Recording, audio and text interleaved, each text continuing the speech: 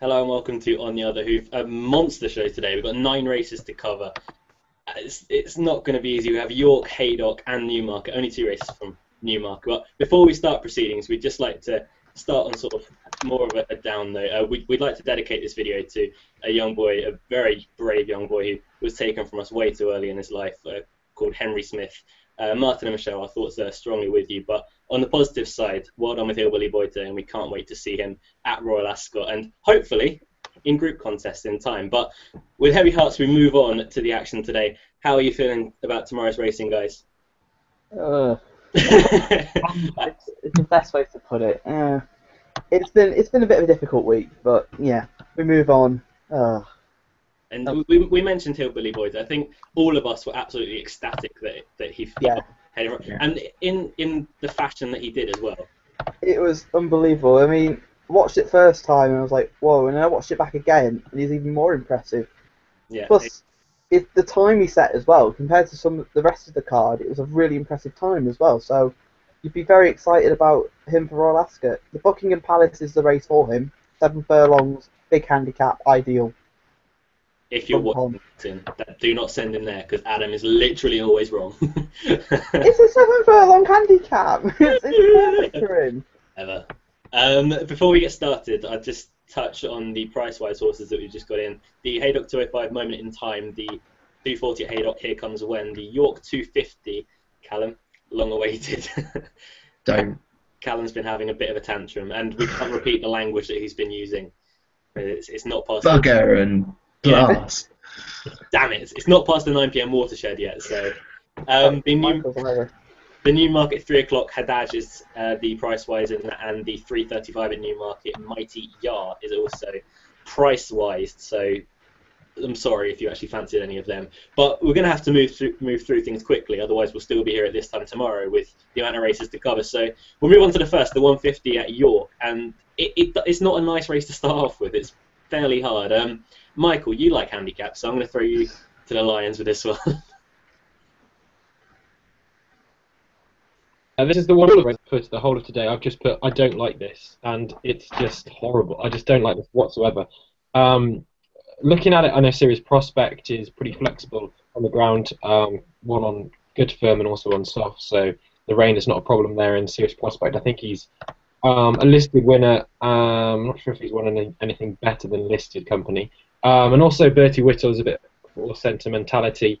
But I think he prefers bigger handicaps than this. And when there's only 8 runners in a handicap and one could come out, I'm just not interested. I like Bray Hill, but better at Doncaster. Still could run a decent race. But yeah, I'm really struggling with this. I'll go with Serious Prospect for Dean Ivory.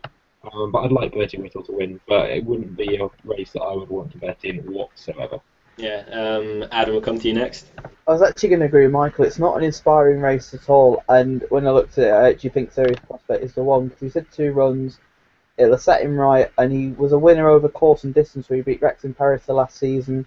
He'd be not a confident selection, but he'd be the one for me in this race. Yeah, Callum, we're going to make this a clean sweep for Serious Prospect to start off with. No, I think Best of Order's the one to beat, if I'm honest. So it is a handicap after all, and I don't think Serious Prospect can win off 105, if I'm totally honest. But, you know, he did, like you mentioned, the Rex Imperator form over course and distance is pretty strong. But Best of Order, I think, won really well last time out on heavier ground, but I think he'll go on fine on better, and I just think he's the best handicap horse in the race and deserves to be favourite. Yeah, one thing I'd mention with the Rex Imperator's form is I can't remember which second it was. Fort Bastion unseated at the start of the race, didn't he? Mm. And Neil Callan, it wasn't his finest moment, I think we'll say, on Rex Imperator, allowing himself to get boxed in beside Serious Prospect. In spite of that, I am going to side with Serious Prospect today. I just think he's the quote-unquote class horse of this race. It's not really an inspiring contest to get us started off with, but Serious Prospect is a course and distance winner here. He loves York. The ground won't be a problem for him. I think Best of Order is going to be the biggest danger to him, but Serious Prospect would be one that I chance with. But as Adam's saying, not a confident selection whatsoever. We move on to a nicer race now, and I believe, unless I'm completely wrong, Cubanita is the only horse to beat Noble Mission this season. Which, That's a scary thought. But Callum, we'll come to you first. Is Cubanita your selection here? Yeah, she is. I do really like Cubanita tomorrow. I mean, I was impressed by the way she won over Noble Mission. I know Noble Mission has changed tactics since, and it's not for them to take literally, but it was still an impressive performance by her. And she does need cut in the ground, and she finished 11th of 12 last time out in a strong Yorkshire Cup, but she travelled really well, and she looked like she's going to be involved for quite a long way through the race, and then just didn't stay. So stepping back to this trip, I think will really suit her, and her main danger is Astonishing, who is on very similar terms again, because Cubanita had a penalty last time out, so she could improve Astonishing for the run, but Cubanita, I think, has her measure, if I'm honest, and that's the main form line in this race. So I think 3-1 over 100-30. There's not much split between them, but I think Cubanita's better horse and should be shorter. So Cubanita for me. Yeah, Adam, moving to you. I agree with Callum. The Yorkshire Cup run I thought was really good. I mean, she was still very far long out before she faded away on ground, as Callum said she wouldn't have liked. She beat Selection, but the one that interests me, but not from punting perspective, but the fact that Sultanina, get your words out. The fact that she comes in here after winning a maiden and she gave the whole field over a stone, and she only won a short head. But it fascinates me that John Gosden thinks of her highly enough in a second start as a 4-year-old, considering she hasn't raced at 2 or 3, to stick her straight in group company. I think that is an interesting decision. Whether it will pay off or not now, I'm not sure. But she definitely one to keep an eye on, I think, in the race. Yeah, I agree with that. And Callum would know all about John Gosden, 4-year-olds running in maidens, giving stone away to 3-year-olds, wouldn't you, Callum? Yeah. Don't. I mean, she's probably here because it's owner breeder owned, and they want black type. Yeah. Most of the thing is about this race, I've had a look through it, the history, and it's not that inspiring, if I'm quite honest. A lot of them are here just the black type, and I mean, it was a listed race and it was made into a Group 3 2 years ago, but even the winners, I mean, Moment in Time wouldn't last year, and she's back, but you just look through the list and it's not the most inspiring race. Yeah. My selection probably would be Cubanita, just on the fact that she is the best horse in the race. She has to give weight away all round. Moment in Time, they did win this last year. Comes here off the back of a run in Meydan, wasn't it? Yeah. And it's interesting for me. A lot of horses that have come back from Meydan and their first run in England since have gone very well. Ocean Tempest is probably the best example of that. Came back, won the Lincoln. So I'd give Moment in Time a chance, but it'd take a seriously good horse to beat Cubanita tomorrow, I think. I think she's got the best form in the race overall. And obviously, as we say, conditions weren't really to suit last time out, and probably in a better race than it was, a far better race than this as well. Michael, if you'd like to sum this race up for us. Yeah, Moment in Time was my selection. Now it's price-wise, I'm less inclined to back it because the price I saw early on is quickly disappearing, and I won't do any betting until tomorrow. Moment in Time I was interested. The Group 3 that Ocean Tempest actually ran in Germany earlier this week was won by a horse at 25-1 who, guess what, came back from Meydan and absolutely hacked up at 25s. Well, I haven't seen the race, I'm not sure if he hacked up, but at 25-1 I was, it did. The others were well down the field, the fancied ones, including Ocean Tempest. So I think Moment in Time has got a really good chance here. What did I write about it? If I can find my selections. Good run in Meydan, over 2 miles, obviously stretched the stamina there, but was only 3 lengths behind the Irish horse, Sirtarash, or something like that. Yeah. Not ground dependent, so that's not a worry. And the best run came over course and distance last time out, which was when she beat, I was right the first time, beat Nymphia, which is a German horse. We'll talk about Germany later on, though. So yeah, Moment in Time was my selection, about the 7-1 mark now. Probably going to be shorter than that. I can already see Green, 6-1 with William Hill, etc. as price-wise I've tipped them up. But I think Cubanita is the horse to beat, and 3-1 is a really fair price in fairness. So if you were doing a forecast, it would be those two for me. Yeah. Moving on now, but before we do that quickly, if anyone's got any questions, as always, please don't hesitate to tweet us with those questions, just any one of us, and we'll try and get them read out at the end of the show. Obviously, the same goes for if you've got any fancies for tomorrow. We'd love to hear them, and well, we're probably wrong about most things, so take us on. But moving on to the 220 at York, very competitive this time, and I'm going to start with Adam here, and I'm going to ask you about the chances of Clever Cookie, which we have had a question for actually. Okay. From Joey Parton. I think that's Will. He's changed. Yeah, I think that's a play on words with Joey Barton. But yeah, Will Kajani, thank you very much for getting in touch with us.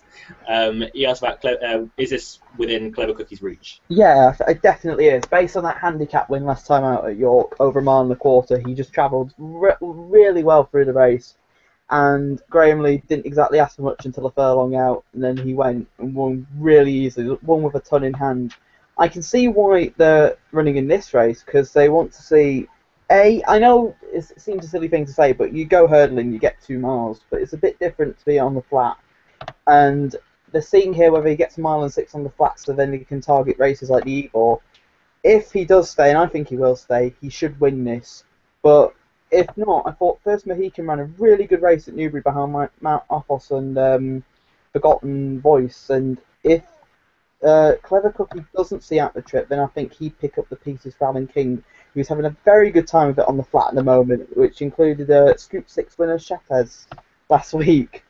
So yeah, it'd be Clever Cookie for me, but I think First Mohican will pick up the pieces if Clever Cookie doesn't see out the trip. Yeah, it's going to be Clever Cookie's toughest task by far, obviously on the level. Callum, Clever Cookie, are you a fan or not? Yeah, I'm a fan actually. I was really impressed by him last time out. I didn't expect him to be winning over 10 furlongs, and he's got some pretty good form over hurdles as well, which is respectable form as well. I mean, he's rated quite highly over hurdles, and he'll take a bit of winning tomorrow. But this is his sort of trip. I mean, he was straight in my tracker as soon as he won that, and I thought at least 12 furlongs would suit him, and I think he'll stay fine tomorrow. First Mohican, I think, is the one to beat. I was quite impressed by how he came back to form after a wasted time over hurdles, and it's maybe a bit too much of a stamina test for him tomorrow. 1 mile 6 on softer ground, I think, might catch him out. Bar that, Rawaki, I think, is a solid one, but Clever Cookie, I think, has got a really good chance tomorrow. Rawaki seldom runs a bad race. It always seems to be thereabouts, and for any each way bet, I don't know what price he is at the moment. Too short, probably. Yeah, he is. Yeah, okay. Well, scrap that then. Michael, Clever Cookie, yay or nay? Yeah, I'd like Clever Cookie to win this, and I think trip shouldn't be a problem. Obviously, stays a lot further over hurdles, etc., and was really impressive that day. I didn't expect him to win quite that well. I did hope he would win, and I know a lot of Jumps fans are really finding Clever Cookie the way into watching flat racing, which is great. But for me, I think the one that does set the standard is First Mohican with that. Mount Athos form was only beaten a length and a quarter last time out behind Mount Athos. That is really good form. Not bothered on the ground. Alan King's in fair form, obviously Chate last week. But I also think one that was interesting is Renew. If he stays the trip, he's raced over this before over at Haydock, and he was third, beaten 2.5 lengths by Nearly Caught. That's okay form, not as good as you'd hope, but Renew's form over 2 furlongs shorter is actually, you've got to say the best of the bunch. And I know he's got to give £3 to everyone, but I think he could do that if he stays out the trip. So Renew at about 10 to 1 is a bit overpriced, I'd say. But I think First Mohican deserves to be favourite. I'd like Clever Cookie to win, and Renew's the danger. So there's the 3. Yeah, we all sort of agree partially on Clever Cookie. 96, he's sort of thrown in the deep end, but last time out was seriously impressive for me. Came there travelling absolutely fantastically, and then when Graham Lee said go, he did go. And stamina, I don't think, is going to be an issue today. The worry is First Mohican for me, because stepped up in trip, last time was getting going all too late. The question I ask, if Mount Athos was in this race, would you fancy Mount Athos? Yeah, I would say. It was only beat, what, a length and 3/4? Yeah. A length and a quarter. A length and a quarter. Obviously, Adam made the point, Alan King's in flying form lately. He's had, I think, 3 winners in his last 6 or 7 runners. Don't hold me to that. That's just me trying to remember that from earlier. But Clever Cookie, I'd love to win, but First Mohican is a big, big threat. I couldn't really separate the two, so maybe if I'm brave enough or if I've won any money at this point, I might try a reverse forecast on the 2 and get a little bit exotic. But on that front, we're moving on to the 240 at Haydock, the John of Gaunt Stakes, or as you know, the heritage name of it, the Timeform Jury Stakes, which always nice to see. The Group 3 it's a hard one for me. There's a lot of horses in there that are sort of my favourites. I think, Michael, you've got a sort of a love association with Garswood, haven't you? No, it was me, I think. Not really. Yeah, Not it's having Adam. you did the Castanetcha. No, I think that's Oh not. yeah, that was it actually. We won't talk Yeah, about go on, that. That was a Michael, you horrific. can tell us all about Garswood. I think Adam's better place to talk about Garswood. I'm also going to talk about Amarillo for the Germans. And Amarillo boasts an impressive strike rate. Just having a look, he's been in the first 3. He's only been out of the first 3, 6 out of 19 starts, and he's been in the first 4. He's only been out of the first 4. 3 out of 19 starts. His record away from Germany is 2-1-2. I think he's got a decent chance tomorrow. He's one of the horses, he's vulnerable, especially off the £3. I'd have him vulnerable. But 7-1, that's still a tempting price. He beat Eaton Forever last time out. He would prefer it to dry up a bit, but there's no rain forecast for Haydock. I had a quick look. 7 furlongs on soft, I think, would stretch him, and he'd be vulnerable, particularly to Breton Rock. But if it dries up, that won't help Garswood that much. I think Garswood's quite flexible, in fairness. I think he's got Eaton Forever covered. Breton Rock, I would be worried about that one. Forehead seems to run better when there's a bit of cut in the ground. I think there will be a bit in there, but I think it will be suitable enough for Amarillo. Won this race last year. And I think he's actually one that you should really have on your radar here. He's a really likeable horse with his great record. But this distance, if it does rain, this distance will stretch him, and I think he'd be vulnerable in the last furlong. Yeah, it's you mentioned about the rain. Then, if it does rain, the one you've got to have in your mind would be Penitent as an each-way proposition. But he's hardly dazzled in his last few appearances. But you mentioned Torhid there, and I'm trying to get my head around if Kieran Fallon's a good jockey booking and a good match for Torhid, because he has a tendency to be very wayward when coming under pressure. Tends to need his first run though with Torhid. I mean, he was last in the Greenham last year, and in his maiden he was quite disappointing as well. So the thing that it's not hard to notice, but it was Cheap Piece first time last time out, and he won. Whether that effect carries on or whether he will need it, I'm not sure. The other one I wanted to mention very quickly was Empire Storm, who last time out ran an absolute blinder in the lock-in, was a huge outsider, and was. He was up there 4-7 furlongs basically. So if he repeats that kind of form, he would be a decent each way shout. It's a much weaker race, obviously. There's no Olympic glory, there's no sort of Verrazano in the race, and I can see him going close if he can repeat that form, but would probably need it a little bit quicker in my mind. But I'd be willing to take a chance on Torhid and hoping he's ready to go first time out. What do you make of Torhid, Adam? I just think he needs to run. As I just said then, he was last to Toronado in the Greenham and his maiden as well. He was, where was he? He was 11th of 17, beaten 11 lengths, and he was 14.5 by Toronado. If he's ready, I think he does have a big chance. I'm interested in the fact that Pat Smullen takes the ride on Garswood, and he is the selection for me. If you take the form from Moonlight Cloud and Gordon Lawn Byron, he is the one to beat. He needed the run first time out. He is my likely winner, although, as Michael has said, the German horse Amarillo is very interesting as well. Richard Hughes is booked up on him as well, so I think they're two very interesting jockey bookings.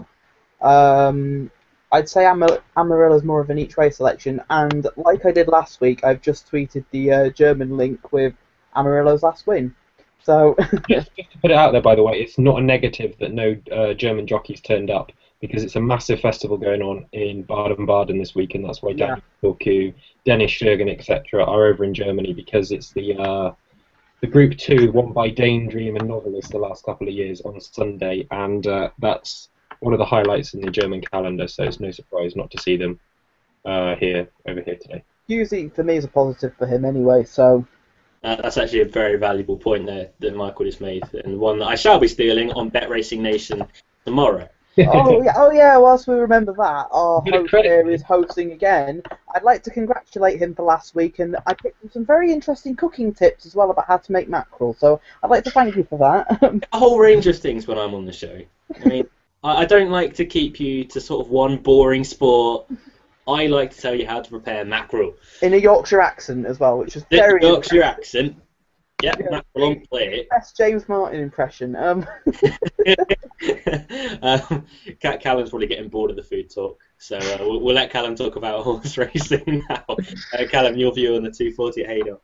I think it's the race of the day, if I'm honest. I think it's an absolutely fantastic race. And I agree. I don't think you can rule out a single runner in this field, even Empire Storm, who ran some absolute cracking races in Meydan.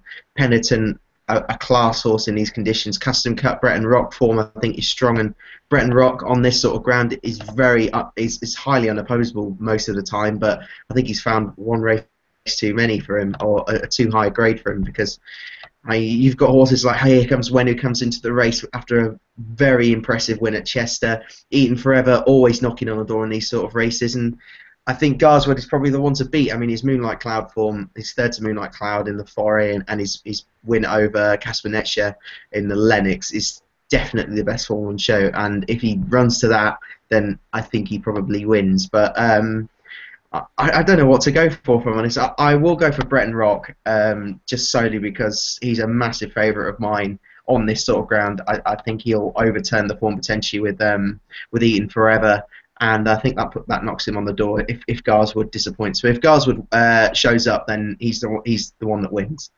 One question I quickly wanted to put to you, or any of you, before moving on from this race is the jockey booking on Garswood. We've got Pat Smullen over, obviously, from Ireland.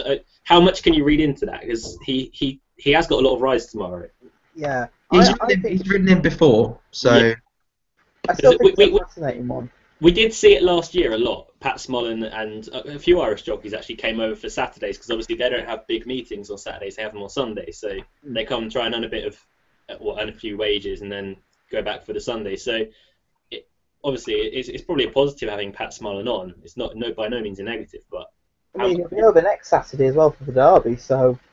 It's interesting to know as well that I know Oisin Murphy obviously went over to Australia last summer, and this year Craig Williams, who's a very experienced Australian jockey, comes over for Royal Ascot and a few other meetings. I think he's riding for Marco Botti. Yeah, I heard about that one, yeah. He's going to stay over for a few months, isn't he? Yeah, he always rides the English horses when they go over, so obviously I think he was aboard Gordon Lord Byron when he won his Group 3 contest down under. Didn't he ride Mount Athos in the Melbourne Cup as well? Yeah. Sorry? Yeah. Yeah, he rode Mount Athos, yeah. Thought he did. Yeah. So he'll be riding them again this year, yeah, I've seen that then, yeah. Wasn't he also meant to ride Americane? Think so. Yeah. Yeah, that sounds right. The year it won, but he got a ban or something like that. Oh, yeah. Oh, Maybe dear. talking about the wrong horse, but he was definitely banned, and the horse went and I think won the Melbourne Cup. But enough. American won it twice, I think. He'll get in here. He'll get here at his own time. It's a long way to come. But moving on to the 250 at York, and we mentioned earlier with Pricewise horses that Callum did throw a bit of a tantrum when we found out what horses they were, and you know it's been a long-awaited time to talk about this race. So Callum, just try not to cry, because that'll be highly embarrassing for you. But let us know your selection for the race. Oh, Daniel Surridge has just scored. That's good, 1-0. Yeah. Long awaited. He's a horse that, to be honest, I had for the Dash next week. So I'm a little surprised he's here, and maybe potentially they're going to try and do an audacious double. But yeah, he's been knocking on the door this season. In fact, knocking on the door for about 2 years. He hasn't won since 2012, and you know that's potentially a negative. But he's got to have a handicap in him, and I think he's found a really good opportunity here, because on face value, I don't think this is a very good race, if I'm totally honest. It's full of out-of-form horses, or horses I just don't think are good enough at this sort of level. So, yeah, he was 7th last time behind Monsieur Joe at York, but was a little bit unlucky considering the passage he got and where he came from in the race. And Monsieur Joe, I think, again, is probably the one to beat, if I'm honest. I mean, he's taken a bit of time to come back to form, but he was rated £5 higher at his best, and he won that with quite a bit of authority, and he gets his ground. I mean, a little bit of cut in the ground is absolutely ideal for him. So I think him, Monsieur Joe, and Long Awaited are the two for me. Again, I just look at every horse and I just don't think this is right for them, or I don't think they're handicapped enough, and they're the only two, apart from maybe potentially Auburn Star, but I think he wants faster, that I think are anywhere near up to winning this. Yeah, I completely agreed with Callum in the sense that a lot of horses come here out of form. The amount of horses that end that their last one was a 9 or a 0, it's kind of worrying in this. So it's sort of trying to find the horses in form. Oh, guys, it's a tough race. Adam, we'll let you go for this one now. I'm willing to forgive Body and Soul for her last run because there were several horses in that race that were absolute shockers. Sorry, Michael. Well, I'm willing to forgive her because she ran at Nottingham and she only ran 4 days later, so I'm willing to forgive her that effort. Only little niggle I've got is whether she can be as effective over 5 furlongs as she is 6, but she won a big handicap last June when she beat Movie Star, and she also won the 2-year-old trophy as well, so I'm very interested in her tomorrow, and I think she could be a big prize. Sorry, Michael. Michael, whoever do you fancy in this race? I wonder. I thought I was being really clever here, and I know I put Chill the Kite up at 6 to 1, and I was thinking, right, I think this one could be decent. It's about 16 to 1 as well. And then Adam just goes and says all of my points. I've made like a whole page. No, I'm joking. Obviously, yeah, that's pretty much exactly what I was going to say. 5 furlongs is a bit of a worry for me. If it stays soft, though, did win a 5 furlong contest over soft and literally got up there in the dying strides. Has a very good record over 5 furlongs, but I do think is more at home at 6. The only time he's been beaten over 5 furlongs was on debut. If it's an end-to-end gallop, I think he's got a really, really good chance. Pretty much, etc., as to what Adam said. I can't have Monsieur Joe. I just don't like horses who have to carry that amount of weight in this kind of handicap. So I think you've got to put Top Boy in there, who's going to be getting, with the claim from Adam McLean, he's going to be getting nearly 2 stone from Monsieur Joe, which is a ridiculous amount. So I think Top Boy is an interesting one. Race C is the most frustrating horse you've got to think ever. Places in these kind of races. So 20 to 1, you could get some place money. And Secret Witness was eye catching, but I've always noticed when Secret Witness comes out quickly. For example, ran consecutive days at the York Dante meeting. Came out and ran really well behind Monsieur Joe, but didn't get close enough, was 5th of 19, and always seems to run poorly the next time. So after he's been returned, he always runs badly, 2-3 weeks later, so I'm not sure about that, if Secret Witness is going to want this. But for me, it was Body and Soul, and I just think Top Boy's just getting a ridiculous amount of weight, especially as he was only a length and a quarter behind Monsieur Joe last time out. Yeah, that's fair enough. I was actually going to make a point about Top Boy as well. Obviously, last time, I'm completely incorrect, no, it was behind Monsieur Joe, is getting, as Michael said, a lot of weight from Monsieur Joe, and was also much better off at the weights. It can be a little bit awkward at the start, which is the only drawback to Top Boy. And the one that I'm going to side with, in probably just following off a cliff, is Massimar. If he returns to anywhere near his best form, he should be taking a lot of beating in this.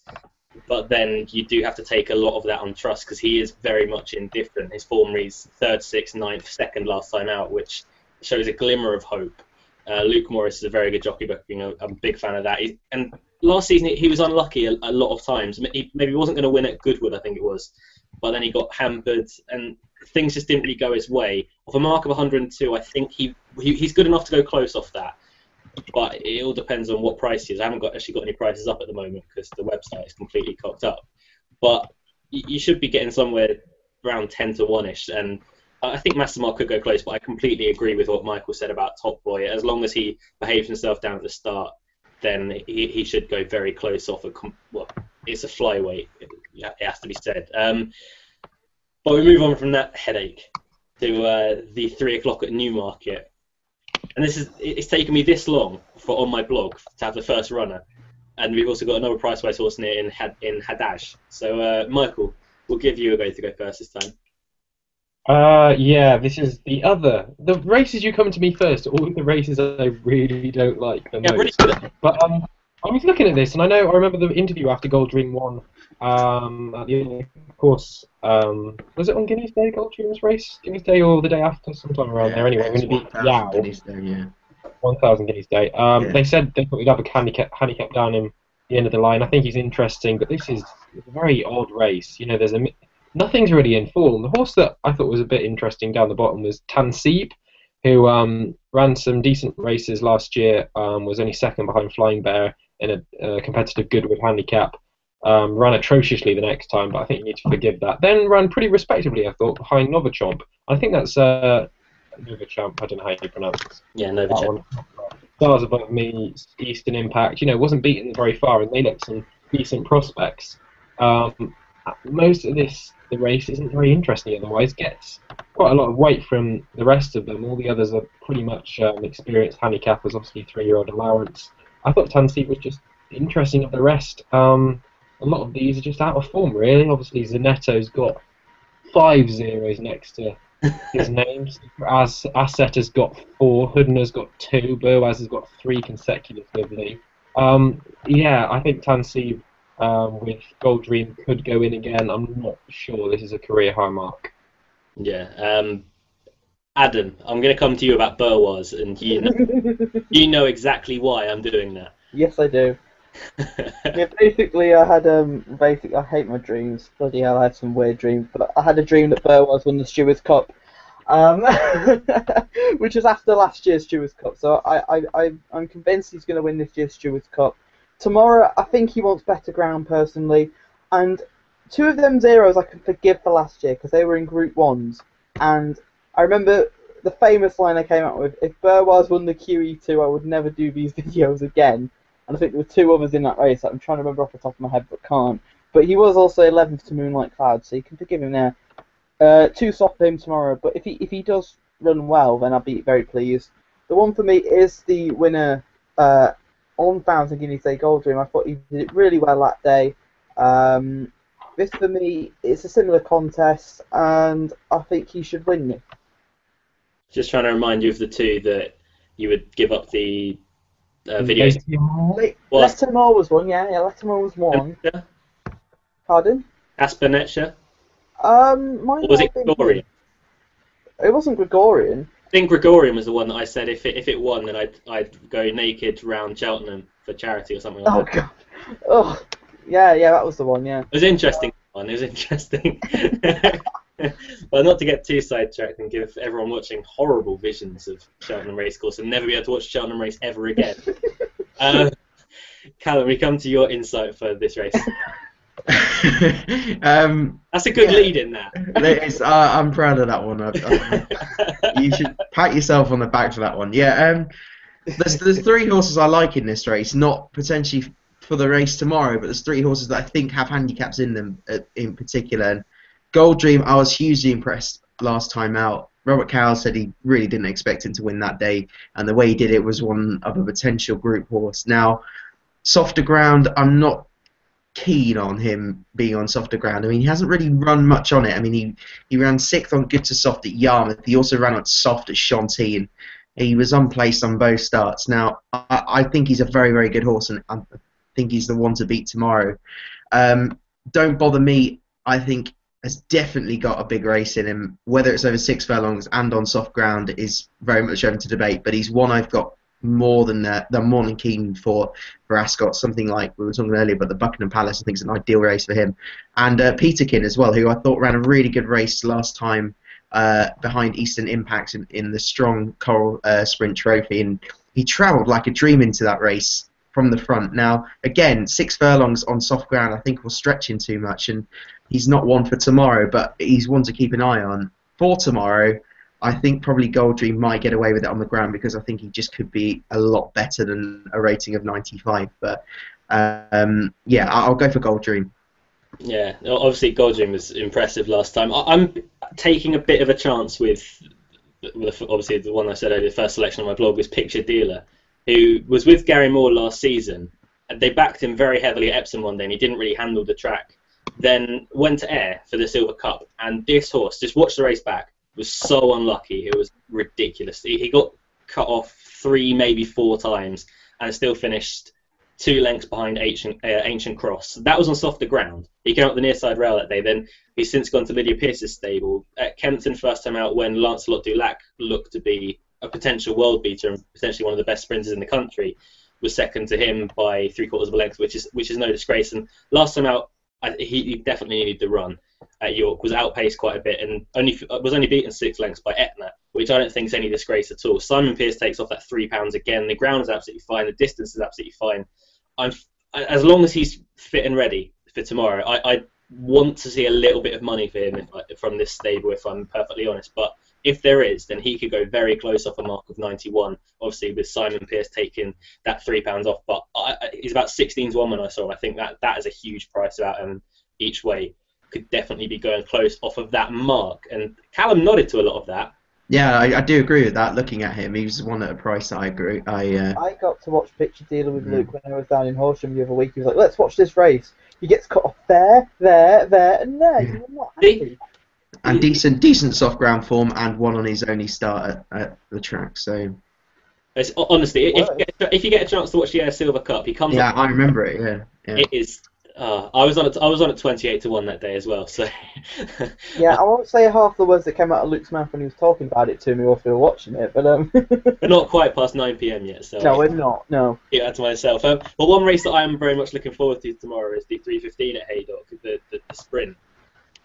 It's only a listed race, but this is a fantastic race. I thought we've got York Glory in it, and we've got Steps. Who, Callum, I believe you put Steps up as a horse to follow for the season. Yes, I have. Yeah, just on a hunch. So if you'd like to tell us about Steps and steal all my points. He's just a horse that potentially I thought was getting his act together. And he's not got the best of win strike rates, but he won a couple of times last year, and I was impressed by how he won at Ascot when he just got the best of Eton Rifles. There's nothing wrong with his attitude. He just seems to find 1 or 2 horses too good, and he ran a really promising return at Newbury when he was 3rd. I'm a little bit surprised he hasn't been out since, but I think he's just about probably the one to beat tomorrow. I don't think it's the strongest of races, and when you have horses like York Glory, who are on form, some of the better horses in the field, potentially needing the run, then I think Steps could be absolutely prime for tomorrow, and getting soft ground over this trip, 5 furlongs, it doesn't get more ideal for him. And he's just one that's going the right way. He's rated 90 at the end of at the start of last season. He finished the season rated 106. I think he could do better than that, and he's the one tomorrow. And I think you'll mention the jockey booking as well, Kieran Fallon. I think that could be a real positive. So yeah, Steps for me. I do like him tomorrow. Yeah, I'm Steps is actually going to be my nap, giving it away a little bit early, but I just looked at that jockey booking and just I couldn't think of a jockey that could go better with Steps. I think I may have been a bit rude about Steps in the flat season preview video, but he's been called a few names in his time and not all positive. Mostly last season when he strung up 3 seconds in a row, so people sort of questioned his temperament. Then he put in a bad performance at Newbury, then went and won at Ascot. So I've got no sort of qualms about his temperament now. He will have needed last time out, but Kieran Fallon, if there's a jockey that's going to sort of make a horse's mind up, then it's going to be him. And I just think he will be the best horse in the race tomorrow. And I can't really make many more points about it. I'm a big fan of that jockey booking of Kieran Fallon. Obviously, he's riding out of his skin at the moment. But Michael, Steps, we're going to make it 3 from 3? Yeah, we are actually. Oh. I was looking at this and I just couldn't. These are I really like these kind of sprint handicaps. They're definitely up my street. And I was looking through, and Eton Rifles, Steps holds him. Eton Rifles is a bit dodgy on form sometimes. Obviously, he didn't throw in one of his better efforts last time. I'm sure he'll bounce back from that. York Glory is having a quick look through, and I'm not sure if he's going to be sharp enough for this. I think he normally needs to need his first run. His 3 layoffs run. He's won one of them, but the only win was in a pretty weak Southall race, and he only just got there that day. So I think he may need this, and I think Steps could take advantage of that. Obviously, Swan Song would be a very popular winner with Lock Song passing away earlier this week. Yeah. I believe you've just stolen Adam's point about Swan Song. Probably. Adam, come on, tell us all about Locksong. Good one then. Well, Locksong was an unbelievably good mare though, and filly as well. And you look through what she did. I mean, I can't believe when I found out what she'd done. I did a bit of research. I couldn't believe that she did the sprint handicap treble of the Stewards Cup, the Portland, and the Air Gold Cup. Well, admittedly, in the Air Gold Cup, they did stick a £7 claimer on instead of keeping Willie Carson on, and it's probably one of a day. One of the fastest horses I've ever seen. I couldn't believe it. In the fact that she actually did win over 6 furlongs, the fact that how fast she was. And then she won the Nunthorpe, she won the Abbey twice. She's a really good mare. Yeah. And she's also got she's had some success at stud as well. Also in that year in the treble of a handicap, she was 4th in the Wokingham as well. So how she got beat back there, I don't know. It speaks testament to her ability when sort of none of us were really around properly to enjoy her in person, but we still have sort of fond memories in a way of watching the footage back and obviously what she's produced at stud. So it's like if it's an example to watch, go watch her King George the 5th win at Goodwood. Literally a horse running at 5 furlongs, and also as well as I think there's a sprinting video, and it shows her at Ascot in that same season where she wins the King's Stand. And seriously, it's like they're all pushing a furlong out, and Frankie has still got hold of her as if to say, "We're not ready yet. Go." It's just amazing. yeah, Also some funny stories as well. I mean, she bolted going down to the start for an Nunthorpe, and it lost to the race. And also I read in Frankie Dettori's autobiography that he was at a media day at Ian Balding's stable, and they were meant to canter up the gallop, but she got a strong head of wind and decided to bolt up the gallop instead, and stopped as they got to the gate, and it was just all the media stood there. It's like, oh, it's fine. yeah, unbelievable mare. I mean, Yeah. she had her temperaments, but yes, she won some very good races, and she will be missed. So, also on the horrible topic, I mean, we lost Blowing Wind last week, and we also lost Seabold as well. So it's not been a good time of it lately. No. But Swan Song, can Swan Song carry on the project? If she can back up her last run, I can give her a big chance. But the only problem is she doesn't tend to back up a win, which is my only worry with her. I'm going to make it 4 from 4 with Steps. I did admit to you beforehand I was interested in York Glory, but the fact that he doesn't have a good record first time out is a worry. And plus he's got Richard Hughes on board, which is a positive for me, considering one of the rides we saw last season with this horse at Beverley, which I'm not going to go into because I know it will upset a certain member of this panel. But yeah, I think Steps has got the conditions suit. As you've all said, Kieran Fallon is a great jockey booking. He'll be ready for the run, and if he is going to win, it'll hopefully be tomorrow. So Yeah, I completely agree with that. And it's earlier when I wrote a blog, it's 5-1 Steps, and I meant to back him at that time, but I forgot, and I'm hoping it's not shortened any more from that now. But moving on to the 3:35 at Newmarket, and we're getting through them. It's the second to last race. We've only got a couple more, so thank you very much for sticking with us if you're still here and have been from start to finish. And apologies for my half an hour ranting about Locksong, kid. they're used to it now. They're used to it now. But one that we spoke about before was Rye House, and we had a question in from Will Kijani again asking about Duke of Clarence.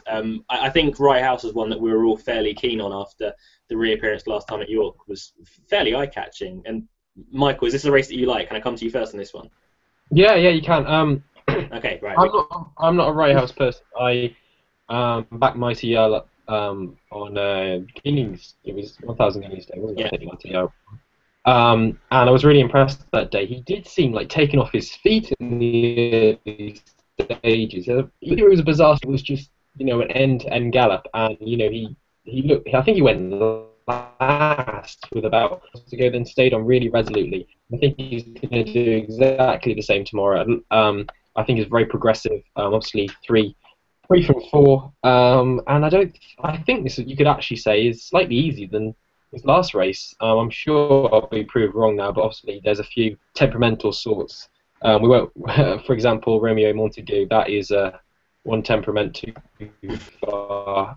Plutocracy is an interesting runner. We're all going to talk about Rye House now, so I think it might be a bit outnumbered. But I just think Mighty Yars are going to be more progressive.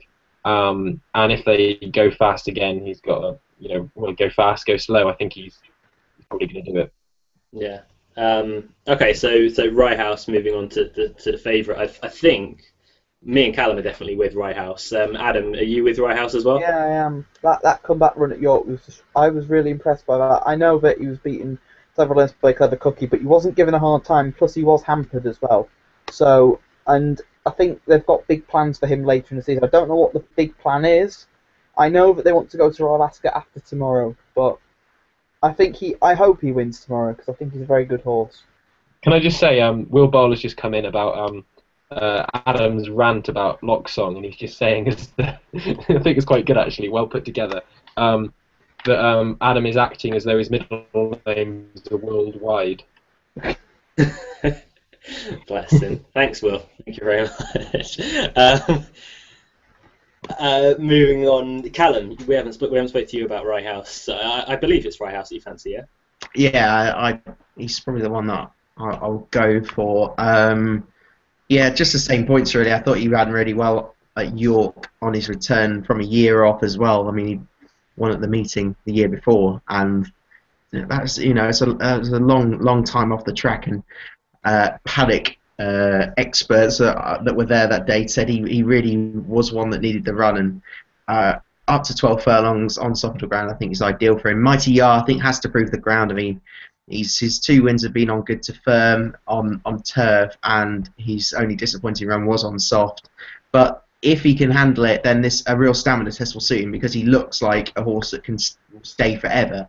And he needed every yard of 12 furlongs when he beat Miss Margarine at the Guineas meeting. I think it's between the two, if I'm honest. I don't really fancy anything else in it, and both of them deserve to be right well ahead of the rest in the market. I'm going to annoy Callum now, but Ryehouse, gelding, 5-year-old, one that I'd very much like to see over hurdles. He's got the scope to go jumping, but I'd be almost disappointed if he wasn't winning tomorrow.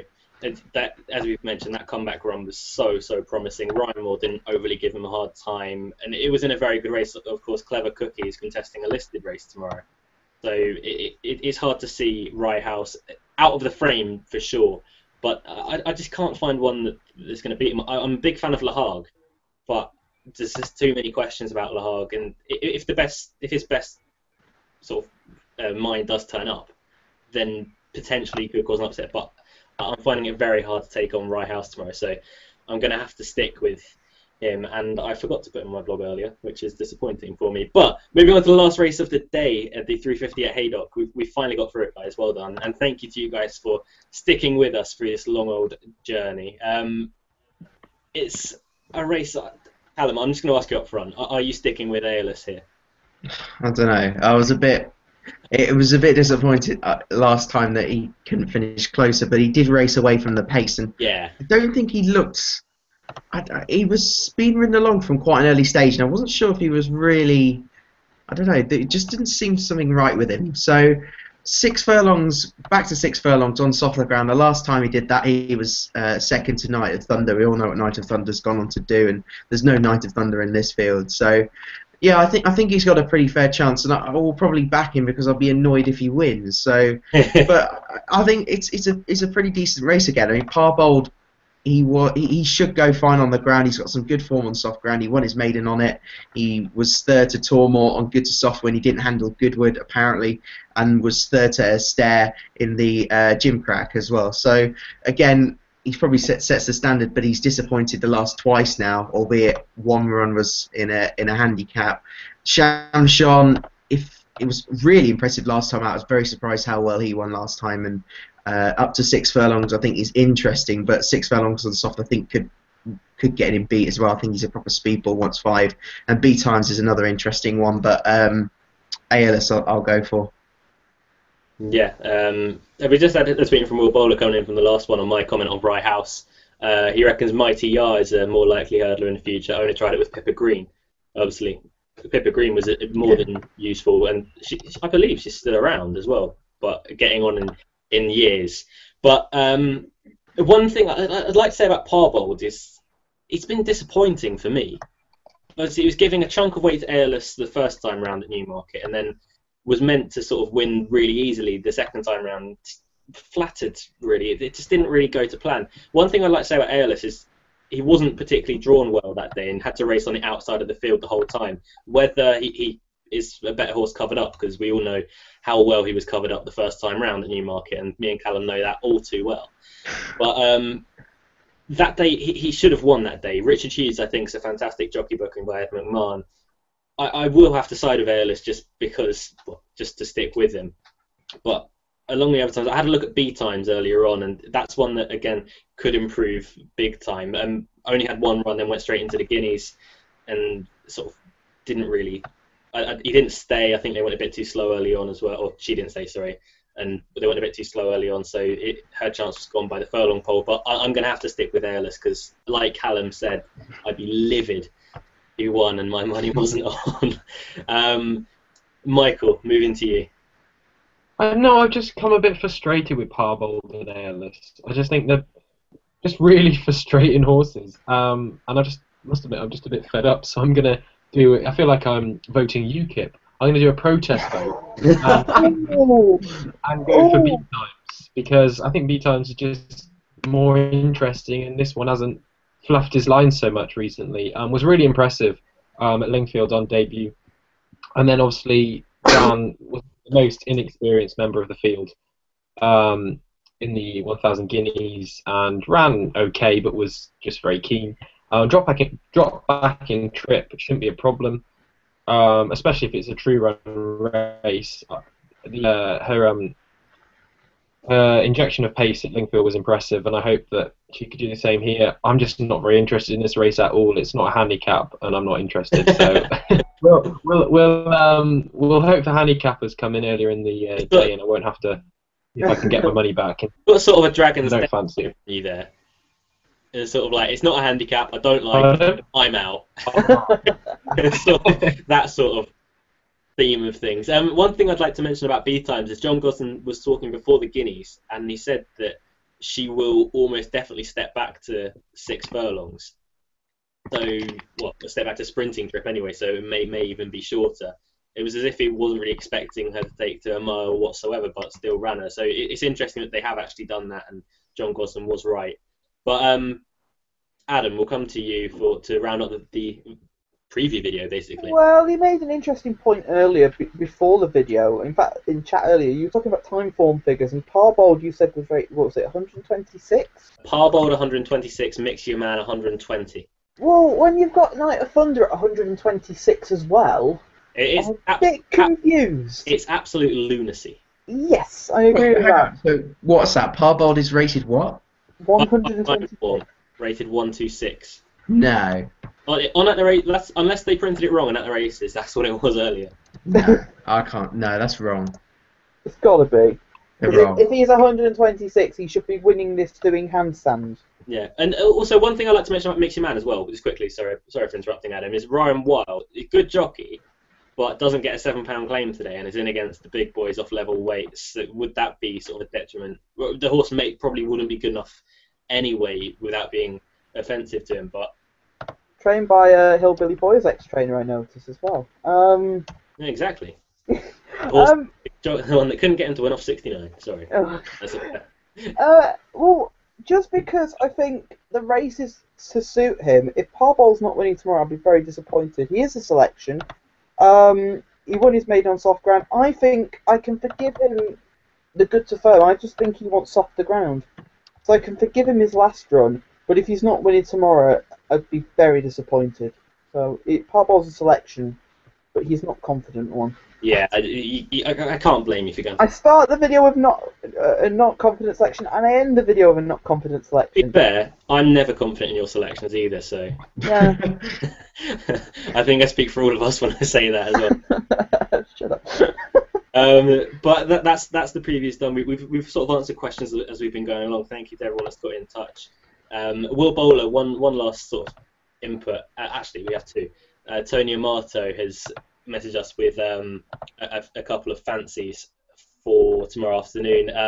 In the 405 at Newmarket, Water Queen, and if Henderson's is backable in the bumper at Stratford, Hammer It in the 855. And Will Bowler's fancies are Clever Cookie, and Clever Cookie. So Will seems to be laying clever cookie, I'd say. But moving on to our best bets of the day, and I hope Michael has got a Naughty Luck 15 for us. Oh, crap. Right, no, I'll get one, it's fine. You talk about something. And How I'll have you make one. forgot? We were talking about it earlier in the day. Oh, Michael. Why is he making up a Naughty Lucky 15? I had a tweet earlier from Max Banner who said, it'd be a tragedy if Steps didn't win tomorrow. It would be. It For would all be a of us. tragedy. Right, well, while we're letting Michael do the work that he should have done building up to this video, I don't get by the way, paid. Michael, 2 in the pink runs tomorrow. There's a little hint for you. Of course, yeah, I forgot about that one. The one I told you about earlier. I don't know how that got past the VA. I remember now. Adam, your nap, please. Oh.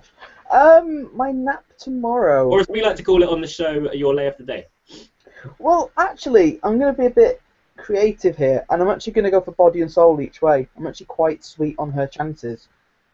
I go for the most difficult handicap of the day, but I couldn't nap anything else because they're all too short a price, and if they get beat, I look stupid. Then again, I look stupid most weeks. So yeah, I'm saying it before you get the chance to say it. It's too easy to take the mick. Actually, we're past the 9 o'clock watershed. It's too easy to take the piss. Yeah! I never did it before. Actually, what if you're watching this in the morning? Yeah, Oh. well done. Luke. We'll bleep it out. We'll bleep it out. We can settle it somehow. I don't care. Callum, your nap for tomorrow, please. Well, I like Steps, but I'm going to go for Cubanita. Between the two, I do like them, and I had a winner last week, so clearly not going to have a winner this week. I had a winner last week. Well, oh yeah, Michael's 3 from 3 attempt failed. Sorry, Michael. It's because you weren't here. Yeah. Easy. I did a video last week, so maybe. I hope. Have you got a nap ready for us before the Naughty Luck 15? Well, I'm sorry, but I haven't got a nap for tomorrow. So can I have a nap for Sunday? The You should Gibraltar, Sunday. the Prix Club, because I'm obsessed with this horse, and Okay. I backed it in early May. And the Prix de Jockey Club this year, so only Caraconti is the only danger. I wasn't very impressed in the 2000 French Guineas, and Prince Gibraltar really impressed me last start in the Prix Griffoul, I think it was. And I took 3s. Now he's 6-4. He'll probably be shorter on the day. I'm that confident. There's the Grey Gatsby in there. That's like 3rd favourite. So it's just beat Caraconti, and I think he's got it. So yeah, I'm really hoping my naps are going to come off because Prince Gibraltar, let's just say I'm balls. And when Michael is balls deep in something, you know he's not messing around. Can I just make one quick point about that card? That Sean T card is actually a really good card, and there will be some interesting pointers to come from it. So Yeah, that's a I fair quite point. like it. You sound like it's not meant to be. No. I'm just saying. When I looked through it, it was a really good card. Yeah, it's so good. It's good. some interesting horses running. But to shut Adam up, I'm gonna hit you with my nap that I revealed earlier with Steps. That I'd be really disappointed if Steps wasn't winning tomorrow. I think the price about it, 5-1, was a fantastic price. Kieran Fallon, love that jockey booking. I can't stress how much I appreciate them putting Kieran Fallon on board. Michael, your last chance for a Naughty Lucky 15. Oh, I've only got 3 at the moment. Naughty. So 8. a naughty Trixie, do you want? Royal Rascal, 2 in the pink, and Take It to the Max. Which is one thing Michael has never done. Oh.